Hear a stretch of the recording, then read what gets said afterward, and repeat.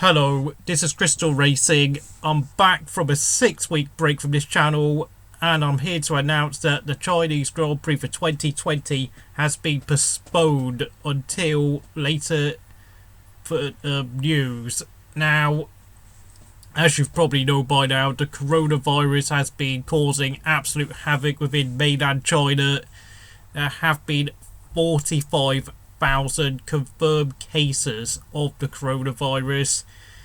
At least 1,000 people have been confirmed to have died. So, of course, there have been other figures that, because of how China collects its data, it could well be that there are estimates that the cases could actually be somewhere over at least 100,000 cases or even 200,000 cases, and possibly somewhere up to 30,000 people could have died if you include the people who died on arrival to hospital, which is very sketchy. But having said that, if the worst case scenario statistics are true, the Chinese Grand Prix is surely going to be cancelled this year. I do not see how they can hold a race in China during 2020, and of course, according to commentators in Hong Kong and Taiwan, they believe that the coronavirus could well be, could be something that mainland China could be fighting for the next year or so. It is, in my belief, worse than SARS. And, a lot of people have been wondering, where did this coronavirus come from? I mean, according to what I've been watching through Hong Kong TV and other sources there, I believe that where it came from was the virus was a manufactured man-made virus made in a B4 laboratory in Wuhan. The scientists then sold the animals that they tested this novel coronavirus on a bunch of animals, which were then sold to the local sea market in Wuhan. Of course, in China, health and safety standards are really, really, really poor in China. I mean, the thing with China, of course, it's a communist country. Whilst it represses the political power and the freedom of speech, freedom of what you can do in there in terms of for the people, that they can't criticise the government, otherwise they're going to prison, and they are censored in terms of what they can say on social media. And of course, if they do something but the government don't like, they can easily have their property reappropriated, they can lose all their money. And of course, they have been experimenting heavily with what's it called, the social credit system, where of course if you violate certain rules and laws, you could, be banned from having a bank account, you could be banned from taking flights, you could literally be restricted inside your home. And of course China has become increasingly a cashless society, where you have to pay stuff using your phone through a bar scan. Now, I know some people might think that's a great idea, buying stuff with just using your phone and just scanning things, but of course, phones are very prone to being hacked, and they are security risks. I mean, when you carry money around, at least you can, just keep hold of that piece of paper and whatever pieces of copper and metal you've got in terms of the money you're carrying in your own pocket, whilst of course on a phone you can lose your money through fraud and theft. But of course when it comes to food, health and safety standards, you are pretty much free to eat what you want, even if it's eating animals that are easily prone to be contaminated, like bats. Now, of course, in China, they've been eating wild animals since pretty much since forever, if we're going to be honest. But what my concern is that the citizen, obviously the animals that were sold from the laboratory in Wuhan to the sea market were not quarantined, meaning that it made it very possible for this coronavirus then to be spread in the sea market and then be consumed by normal citizens there. And not only that, there have been talks that the first coronavirus case was confirmed to have actually happened back in October. But of course, the Chinese Communist government have been trying to protect their backs over this. I think they knew they had a problem back in October, but they've been, whilst there were only a few cases here and there, they've been trying to keep on a down low. But of course, they've not really acted that particularly quickly or particularly proactively. I mean, yes, I know a lot of people have been going on about why China has been getting criticised so much recently. I mean, of course, you've got to realise, partly due to a massive trade war between America and China, but also there's been, of course, the news about Uyghurs, being up to 1 million Uyghurs being thrown into concentration camps, the oppression of rights of Tibetans over the past decades, and then of course the recent Hong Kong protests, where of course endless numbers of protests have broken out over, of course, the extradition bill which was proposed last year, when a man from Hong Kong was scheduled to be extradited into mainland China for murdering his girlfriend in Taiwan. But of course, the thing with the Chinese government is that they had been planning to do this extradition law for quite some time, because of course apparently there's been gangsters from mainland China who have been operating in Hong Kong for quite some time, and they wanted to try and extradite the gangsters from mainland China who have immigrated to Hong Kong. But the problem, of course, with the Chinese Communist government being a central government that is governing over 1.4 billion people, they are struggling to keep on top of their issues, and it's kind of why China is what it is. A lot of people have their own different beliefs on what really should happen to China in the future. Of course, I personally think the whole country should be broken up. Hong Kong should be given its independence, and and Xinjiang and Tibet should be able to do what they want and become independent if they really want. Well, obviously, I think independence is probably going to eventually become a popular thing.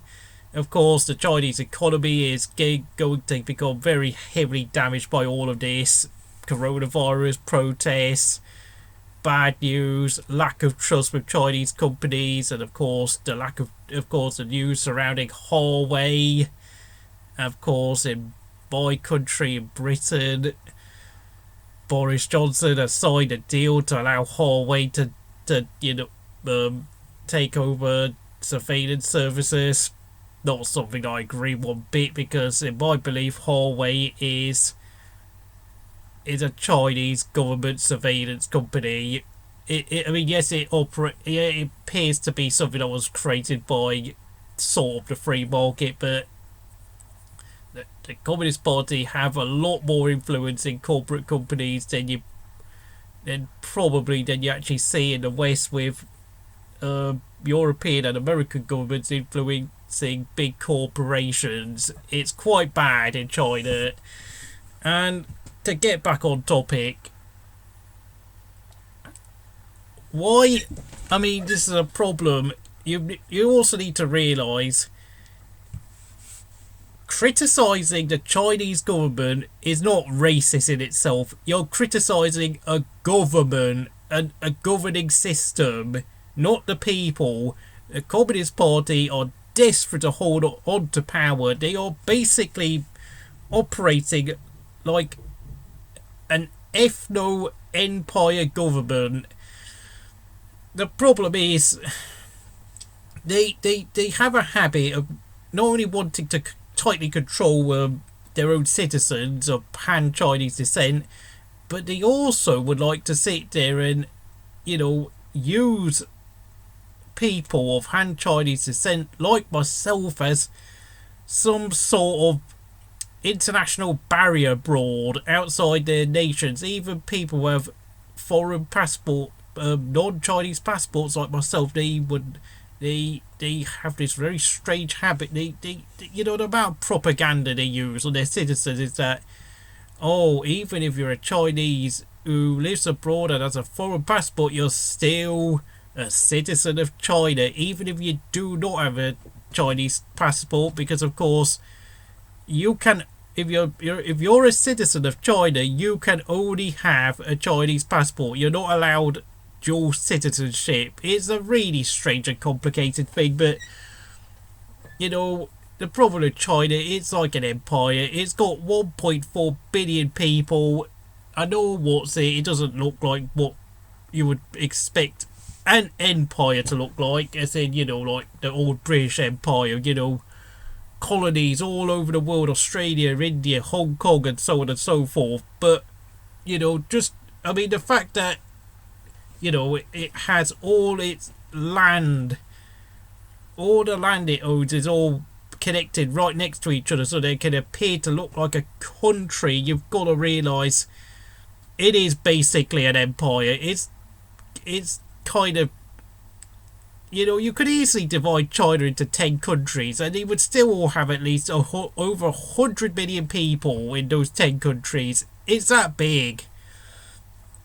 And frankly, I don't get it. Why on earth so many people? I could really delve into detail about my family background.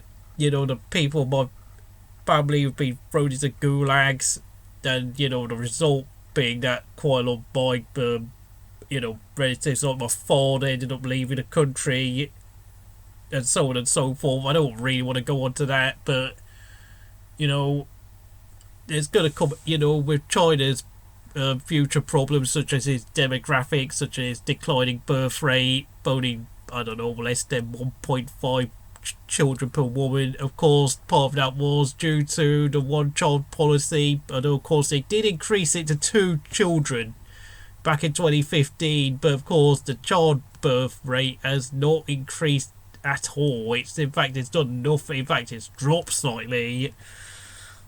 Now, of course, part of that is due to the fact that there is been an increase in the affluence amongst its population due to the fact that its economy has grown rapidly in the past 20 years.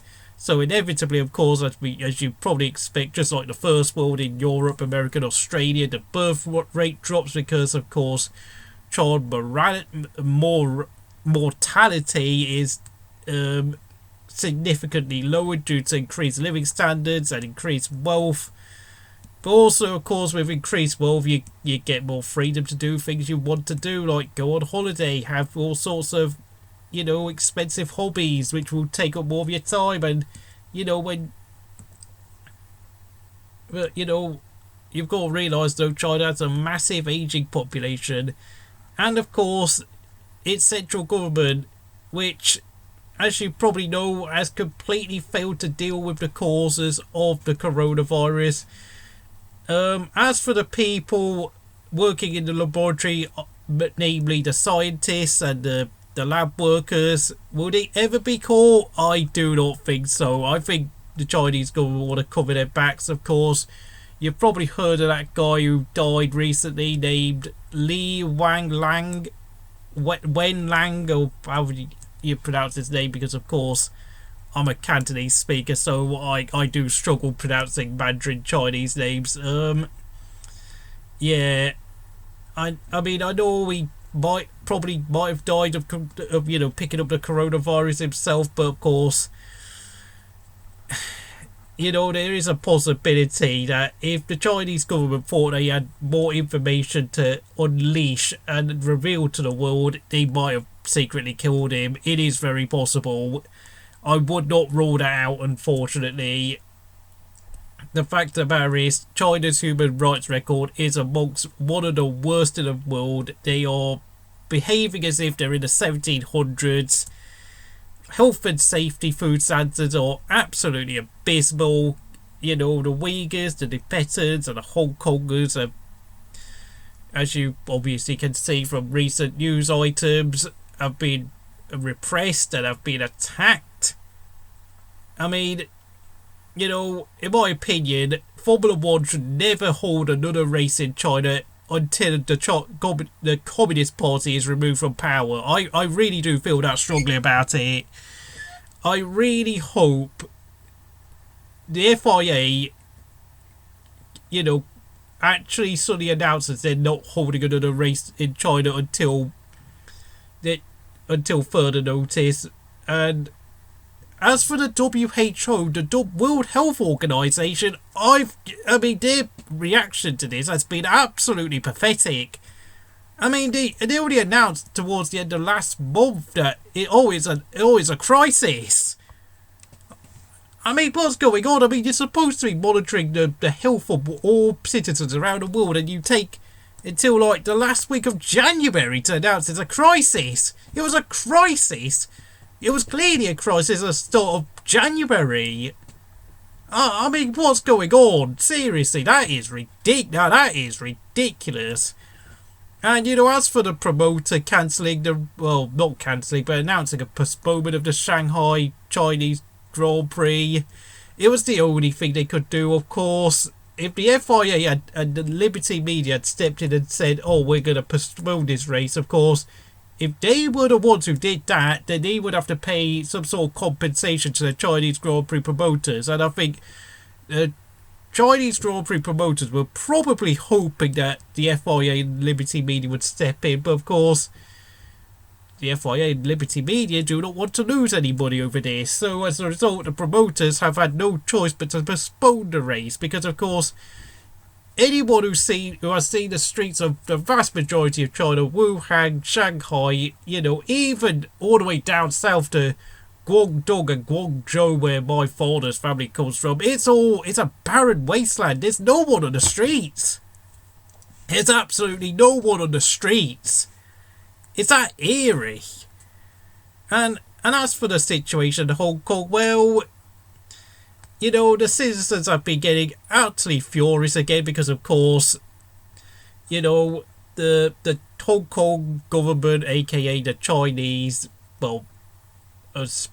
Chinese Communist government pretending to be the Hong Kong government have lost control of the situation. I mean, you've seen there has been about tens of thousands of mainland Chinese citizens running across the border because they know that, you know, despite the way they keep saying, oh, China is great and all that, they know deep down that the healthcare in Hong Kong is much better because healthcare in Hong Kong is